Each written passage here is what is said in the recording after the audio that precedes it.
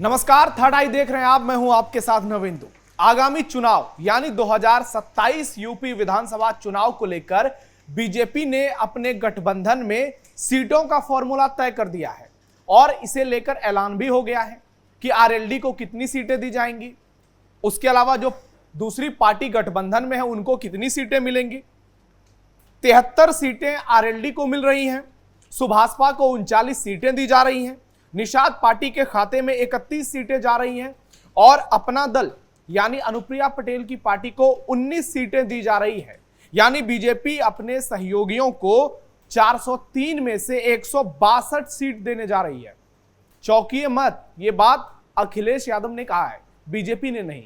यानी अखिलेश यादव ये दावा कर रहे हैं कि बीजेपी 162 सीटें अपनी सहयोगी पार्टियों को देगी। ये बीजेपी का ऐलान नहीं है, ये समाजवादी पार्टी की ओर से उसके सुप्रीमो अखिलेश यादव ने ट्वीट किया और बीजेपी पर तंज कसा है कि बीजेपी इस बार घबरा गई है, पीडीए से डर गई है और इसलिए वो अपनी तमाम सहयोगी पार्टियों को ज्यादा से ज्यादा सीटें देने के फिराक में है और इसके तहत बातचीत चल रही है।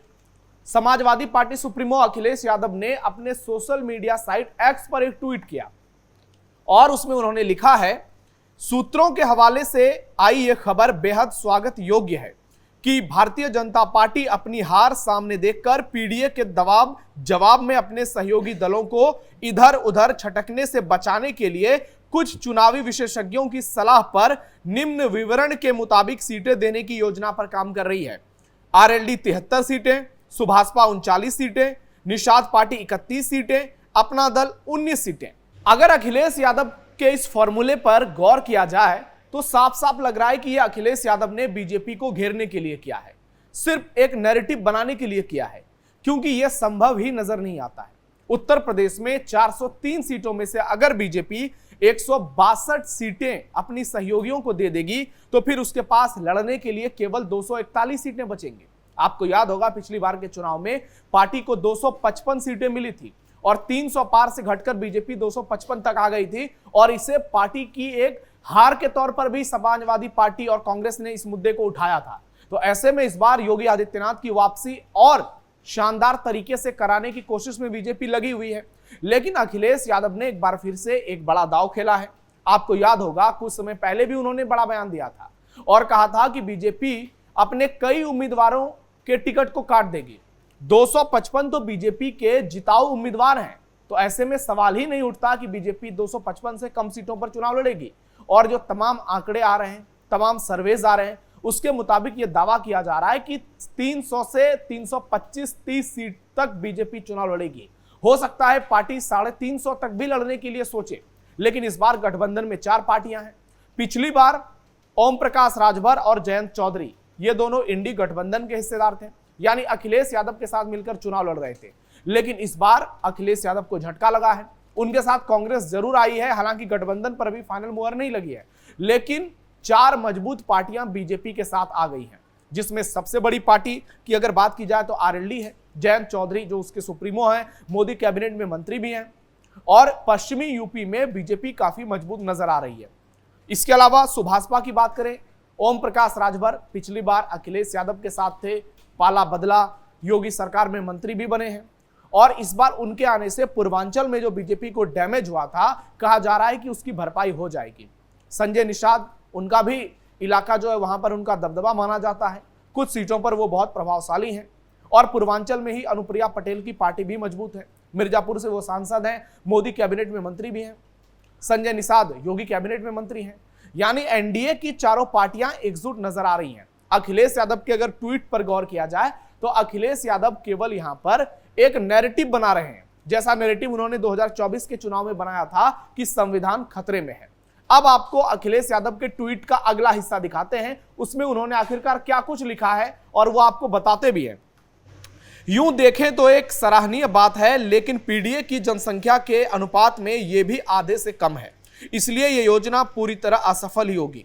बीजेपी का यह बड़ा प्लान इसलिए भी फेल होगा क्योंकि धर्म धन चुराकर रामघात करने वाले, दुखी माता का अपमान करने वाले, बच्चों पर लाठियां चलाने वाले, भ्रष्टाचार, महंगाई, बेरोजगारी बेतहाशा बढ़ाने वाले, शिक्षा परीक्षा में महा घपला करने वाले, स्वास्थ्य सेवाओं को बीमार करने वाले। बहुत लंबा चौड़ा अखिलेश यादव ने ट्वीट लिखा है और आखिर में उन्होंने एक बड़ी बात लिखी है। देश की संपत्ति बेचने वाले, संविधान को बदलने की साजिश करने वाले भाजपाइयों और उनके संगी साथियों को अब जनता पूरी तरह से नकार चुकी है और सदैव के लिए विदा करने के लिए बेसब्र है। तो यह अखिलेश यादव का ट्वीट है, बहुत लंबा चौड़ा उन्होंने ट्वीट किया है। और आप देखिए अब अखिलेश यादव की ही ट्रोलिंग शुरू हो गई है, क्योंकि बीजेपी की तरफ से भी जवाब आ गया है। बीजेपी के प्रवक्ता मनीष शुक्ला और नेता आशीष पटेल ने इस पर पलटवार किया है और उन्होंने कहा है कि अखिलेश यादव कांग्रेस पार्टी को 300 सीटें देने जा रहे हैं। यानी अखिलेश यादव जो एक सीरियस मैटर में मजाक तलाश रहे हैं, अब ये मजाक उन पर ही भारी पड़ता हुआ नजर आ रहा है और अखिलेश यादव को घेरते बीजेपी के नेता ही नजर आने लगे हैं। तो अब अखिलेश यादव के लिए जवाब देना मुश्किल है।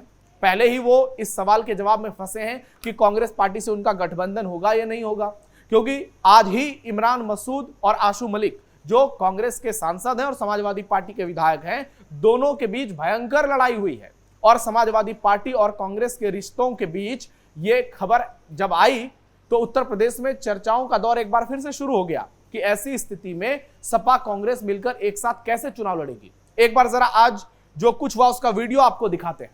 डीएम साहब इनको माननीय जानकारी नहीं है जो बता रहे हैं। एक मिनट माननीय विधायक जी, एक मिनट आप बीच में इंटरवेन नहीं करो। आप चेयर सवाल देना है नहीं तो आप माननीय नहीं तो हम आप चेयर से अनुमति नहीं आप चेयर से अनुमति लेकर नहीं आप चेयर से अनुमति लेकर के पूछें। अभी एक जब माननीय सदस्य सवाल मेरा है वो क्यों बोल रहे हैं? अरे ये भी कोई बात है, कोई आपका सवाल है, कोई दूसरे का चित्र नहीं है, ये क्या बात हो गई? आप भी पूछिए। आप दिशा की मीटिंग है, कोई दिशा की मीटिंग नहीं है। नहीं दिशा की मीटिंग है, नहीं हम नहीं बता सकते। नहीं ये नियम से चलेगी, नियम से चल रही है। नहीं नियम से चलेगी, नियम से चलेगी, चेयर की अनुमति के बिना नहीं बाहर करिए। नहीं चेयर की अनुमति के बिना नहीं। पहले माननीय सदस्य आप अपने सवाल पूरा कर लें, उसके बाद आप सवाल तो हमारा है, जब हम संतुष्ट नहीं है जवाब से आप आगे थोड़ी ना बढ़ गए ना। माननीय विधायक जी मदद की तो आप गलत जानकारी क्यों दे रहे हैं? जब हम कह रहे हैं कि पीएमजीएसवाई से वो जो गांव के अंदर तक का नाला उन्होंने आगे का छोड़ दिया था। गांव से बनाने में, प्रधान के और प्रमुख के बनाने में वहां विवाद था, क्योंकि नाला वो इतना उनके पास पैसा नहीं है जो आगे तक बना सके। उनके पास ग्राम पंचायत के पास उतना पैसा अगर होता, वो उस पर विवाद है, वो ब्लॉक से उससे बन ही नहीं सकता। वो इन्होंने पिछली बार हमें जवाब दिया था कि इसको हम बनवा देंगे, और ऐसा ही नहीं कि जवाब दिया था, कच्चा नाला भी खुदवाया था जाकर के पिछली बार। आप नई बात हमें बता रहे हैं, तो जवाब तो सही आना चाहिए ना। जनता की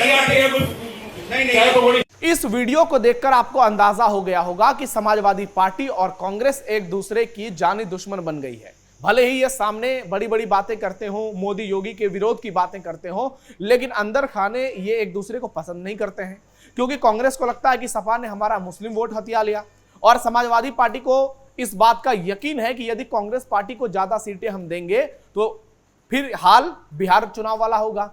तो समाजवादी पार्टी और कांग्रेस की लड़ाई क्या बीजेपी पर भारी पड़ेगी? इसका जवाब है नहीं, ये तो आपस में ही गठबंधन को डुबाएगा। दूसरी तरफ कांग्रेस और समाजवादी पार्टी इस बात से भी परेशान है कि इस बार असदुद्दीन ओवैसी मैदान में कूद आए हैं और बहराइच से उन्होंने शौकत अली जो उनके प्रदेश अध्यक्ष हैं उनको उम्मीदवार भी बना दिया है। मायावती भी एक्टिव हो गई हैं और पिछली बार के मुकाबले ज्यादा सक्रिय और ताकतवर नजर आ रही हैं, क्योंकि आकाश आनंद को फिर से पूरी जिम्मेदारी दी गई है। हाल ही में उनकी रैली भी हुई जहां उन्होंने बीजेपी पर भी, सपा पर भी, कांग्रेस पर भी जमकर हमले बोले। लेकिन अखिलेश यादव के इस ट्वीट से उनकी निराशा, उनकी हताशा, उनकी बेचैनी साफ साफ नजर आ रही है। और इस ट्वीट में जो वो पीडीए का जिक्र कर रहे हैं, लोग कह रहे हैं कि अखिलेश यादव ये डबल स्टैंडर्ड क्यों दिखा रहे हैं? एक तरफ पीडीए की बात करते हैं, दूसरी तरफ ब्राह्मण सम्मेलन करते हैं, ब्राह्मणों को लेकर बयान देते हैं, मंदिर को लेकर बयान देते हैं। तो एक साथ ये पीडीए और ब्राह्मण पॉलिटिक्स कैसे चलेगी? एक साथ पीडीए और हिंदू पॉलिटिक्स कैसे चलेगी? तो अखिलेश यादव पर अब गंभीर सवाल उठ रहे हैं। उन्होंने ये बीजेपी का जो ये फर्जी सीटिंग फॉर्मूला लेकर वो सामने आए हैं। अब सोशल मीडिया पर अखिलेश यादव की जबरदस्त ट्रोलिंग हो रही है और लोग पूछ रहे हैं कि बीजेपी की सीट तो आप बाद में बता देना, पहले ये बता दो कि आप और कांग्रेस पार्टी साथ लड़ रहे हो और एक दूसरे को कितनी सीटें दे रहे हो, और ओवैसी का क्या हाल है, मायावती का क्या हाल है, किसके साथ आप गठबंधन करेंगे, उनके पास उनके सवालों का कोई जवाब नहीं है, इसलिए वो लगातार बीजेपी पर हमले कर रहे हैं। एक तरफ योगी आदित्यनाथ हैं जो दिल्ली में आज भी उनका डंका बज रहा है, जापान के तमाम बड़े बड़े लोगों के साथ उनकी बैठक हो रही है और उसमें उन्होंने सीधे तौर पर कहा है कि उत्तर प्रदेश लगातार तेजी से आगे बढ़ रहा है। तो एक तरफ योगी हैं, दूसरी तरफ अखिलेश हैं, और जब सीधी टक्कर होती है दोनों के बीच तो पूरे देश को मालूम है कि योगी आदित्यनाथ अखिलेश पर कितने भारी पड़ते हैं। चाहे 17 का चुनाव हो, 19 का चुनाव हो, 22 का चुनाव हो, हर बार योगी आदित्यनाथ अखिलेश यादव को धूल चटाते नजर आए, या फिर उपचुनाव हो 2024 के बाद। ऐसे में अखिलेश का यह तंज उन पर भारी पड़ेगा, इस बात की पूरी गारंटी है। आपको क्या लगता है कमेंट बॉक्स में बताइए। फिलहाल के लिए थर्ड आई में इतना ही, धन्यवाद।